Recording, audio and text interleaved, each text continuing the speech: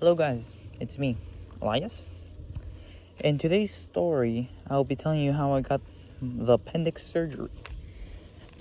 So this started about 2-3 years ago in Mexico. It's a regular day, and I just had gotten back from my grandpa's taco shop. I worked there. And we spent the rest of the day, me and my cousins, playing. It got about to 5 p.m. later that day, and I felt like my stomach was hurting. So I told my mom, hey, my stomach hurts.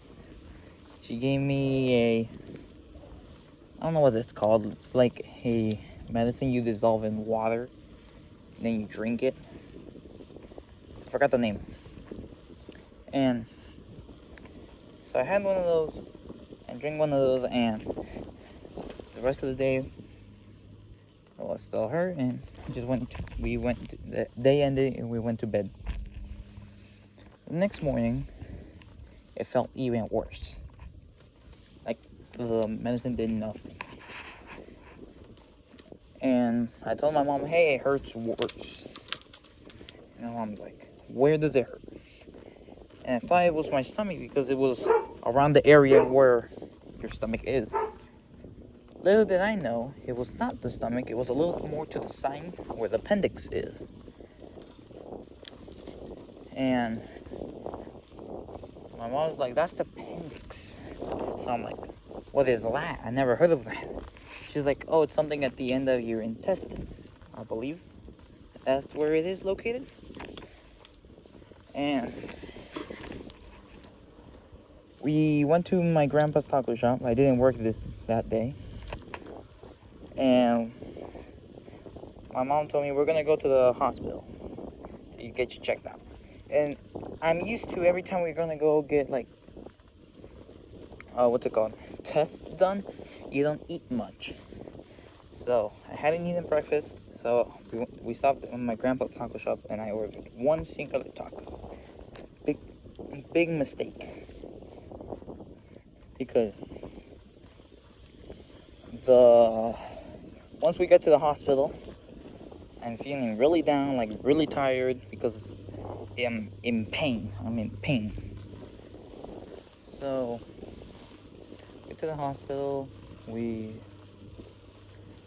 get some tests done, and my doctor told me go to a different type of doctor, one specialized in appendix. So I'm like, great, we're gonna go to a different doctor. So we pick up a taxi, and we go to this different doctor. And for those people who've seen how women see how their baby's doing inside the womb, they use the same type of machine to see how my appendix is doing, because it usually doesn't do this. They use that little machine, and by this time I'm feeling like I'm literally gonna throw up. And since I haven't eaten anything, I'm starving, so I'm feeling down. And we get our checks done after like an hour wait, the doctor pulls us in and tells us, yeah, the appendix is I don't know how to say this. It expanded. He told us this is caused by I forgot what it's called. It's caused by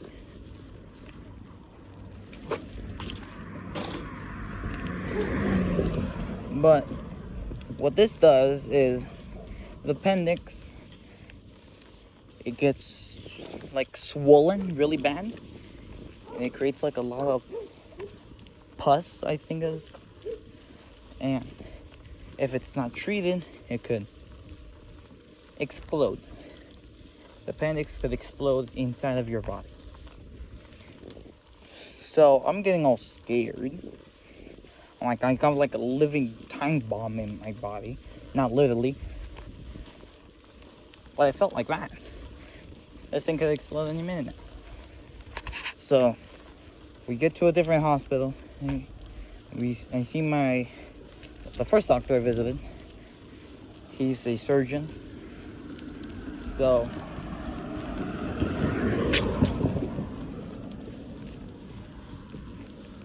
we get there and they tell me to switch into a gown. The thing that they make you put on in the hospital.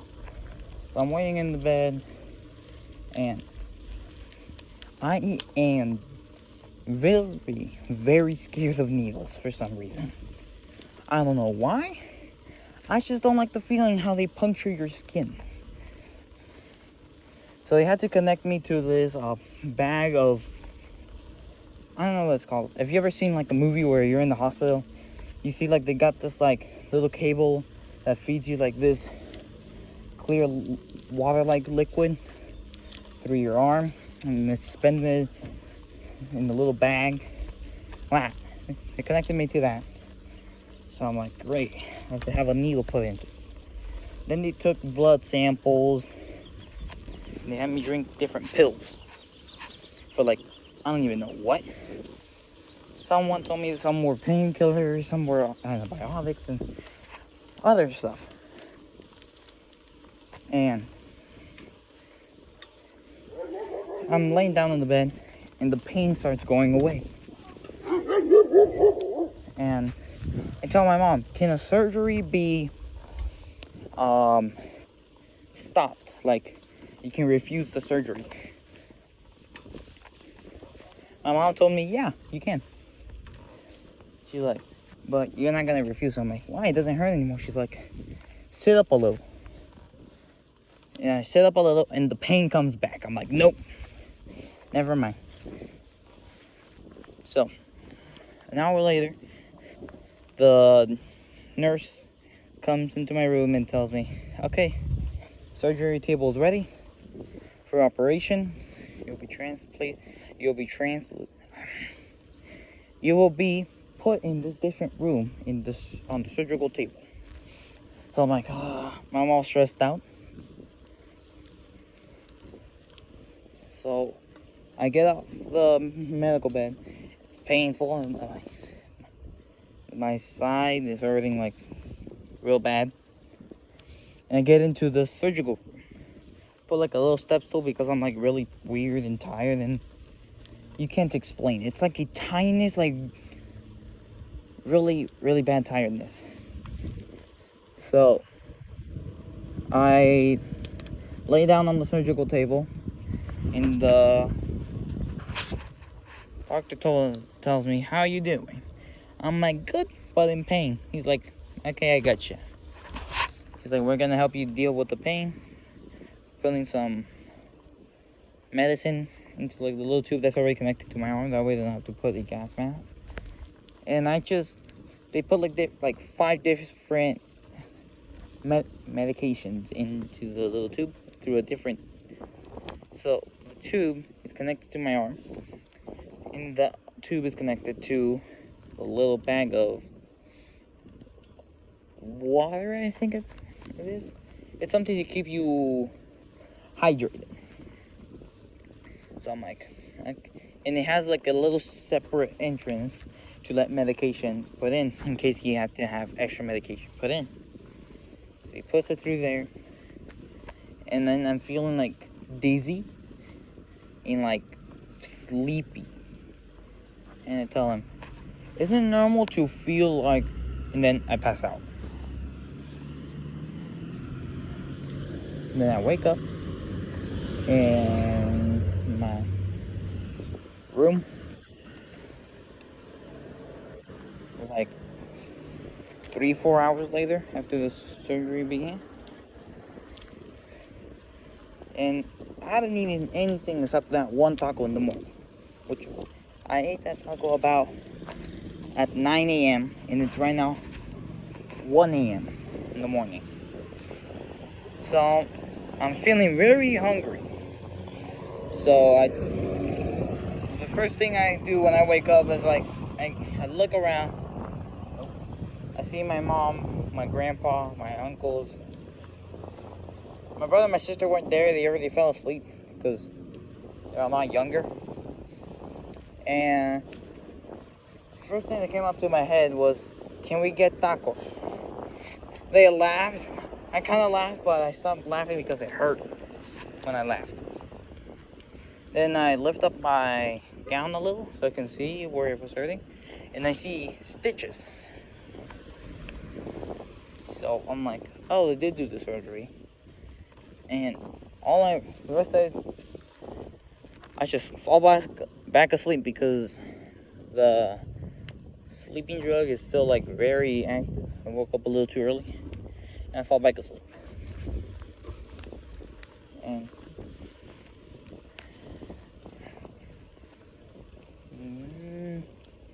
next morning, I wake up, I'm hungry, and my room has a TV, but it's like a box TV, and it's really laggy. So I'm like, great. My mom had to sleep with me because I was underage, so I couldn't stay in the room by myself. And I woke up at 9 a.m. the next morning. Surprise! That's the time I always wake up. And breakfast was until 11 a.m. I'm like, who the heck is eating breakfast at 11 a.m.? Maybe a few people who wake up very late, but like, come on, what about the people that wake up early? So, wake up and I had to go to the bathroom really bad. But I can't move. Like my legs are still asleep somehow. And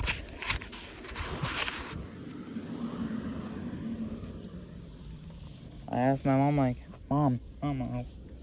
She wakes up, she's like, yeah? I have to pee. She's like, okay, let me get the bucket. My first thought was like, bucket? Turns out, the nurse walked last night. The nurse walked into my room.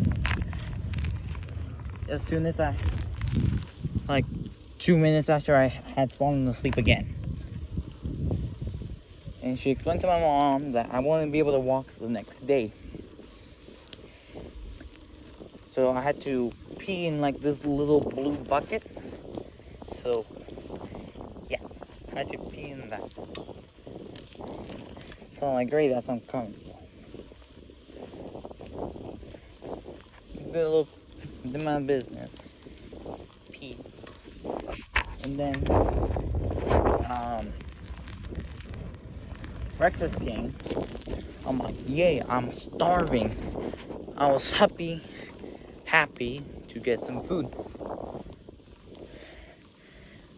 Torturous food it was. They gave me cold chicken, cold rice, unsweetened tea, and then salad. And I'm just like, great. I've been eating in the whole day, and then I get this. I was still happy I could eat, but I wasn't happy that I got that at the same time. I was happy and unhappy. And I ended up eating it. And the rest of the day goes by. It's about 4 in the afternoon. Lunch comes around. They gave me cold steak, this time warm rice, and unsweetened tea. Like, okay, I like tea, but come on, at least put sugar or sweetener in there.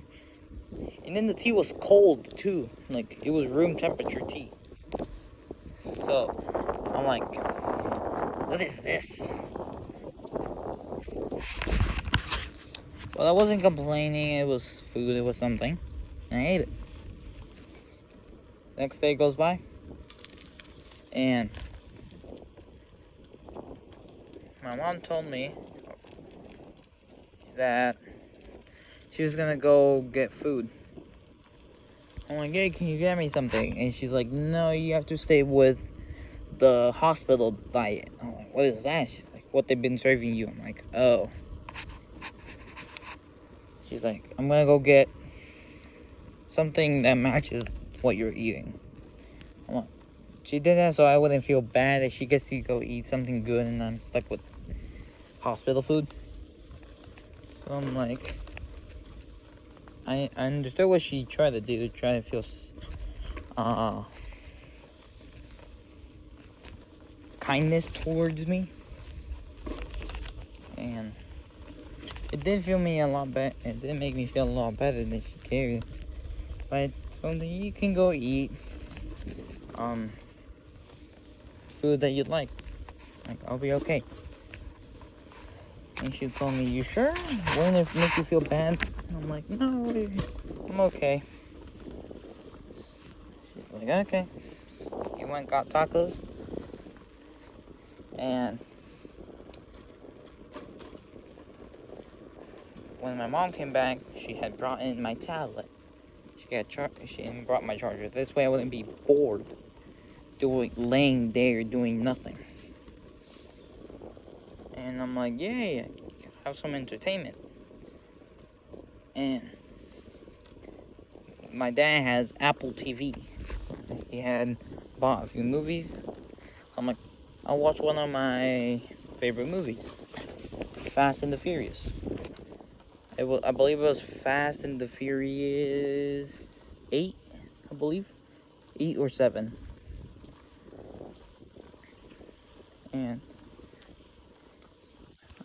And so I'm watching it, and it's funny because there's funny moments in the movie, and I start giggling a little, but it hurts. So I tell my mom, why does it hurt every time I giggle or like hum? She's like, oh, it's because when you giggle, you move your body in a certain way. Stretches some parts of your body. And I didn't know that. I'm like, okay, I'll just try not to laugh. 1 hour later, my brother walks into the door. He came to say hi. So I'm happy to see him. He's happy to see me. But this guy, he made me laugh so much. He told me joke after joke after joke. And it made me laugh. So I'm laughing at the same time I'm in pain. So I'm telling him, stop. And he keeps cracking jokes and jokes and jokes. I keep laughing in pain. It's like when you get cramps. That type of cramp pain. That's what I was feeling. And I told my mom, hey, my brother's making it hurt. And then she's like, okay. My brother started cracking jokes. And she was relief. I didn't have to feel pain anymore. And the doctor came in half an hour later, telling me, get up from the bed. I'm like, huh? So get up. I'm learning how to walk again. I'm like, huh? So I'm confused. First I wasn't meant to be walking. Now gotta relearn how to walk? I'm like, okay. It shouldn't be that hard. I learned that when I was a toddler. And get up. You won't believe me, I couldn't walk. Like, low-key, I couldn't even walk. So I spent the next 2 days relearning how to walk. And learn how to walk. But what I told my mom, hey, I learned how to walk, it doesn't hurt anymore. Can we go back home? After like a week in the hospital. She's like, no. I'm like, huh? She's like,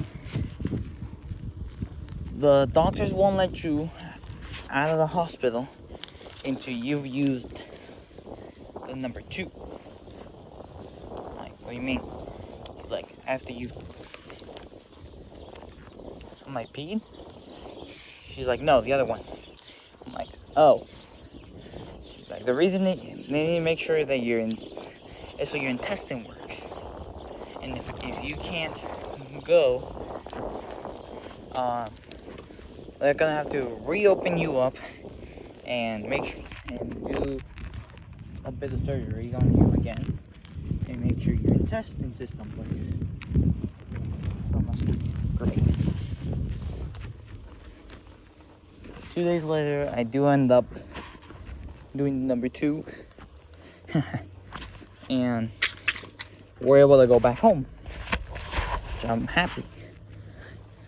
But the doctors told me I had to lay down a lot because it could reopen my stitches. So I'm like, okay. So I laid down, and my dad's there. We get back to my grandpa's house, and my he's tired. He was doing something, so he lays next to me, next to the bed, and we both fall asleep. An hour later, wake up because I have to go use the restroom. And it wakes up my dad. He's like, "Where you going?" I have to go to the restroom. It's like, okay, and go my business. And instead of going back lay down, I go outside. I haven't seen the outside in a whole while.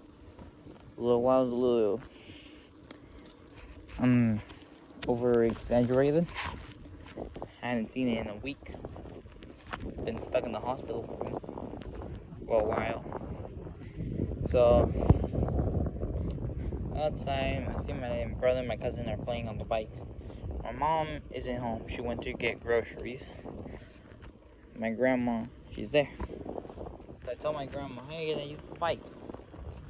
I knew that I couldn't ride a bike for now because I had surgery. She's like, yeah, sure, get on. So I'm riding a bike, and my mom comes back, and she sees me on the bike. And she's like, what are you doing? Get off, get off. I'm like, what? I'm having fun.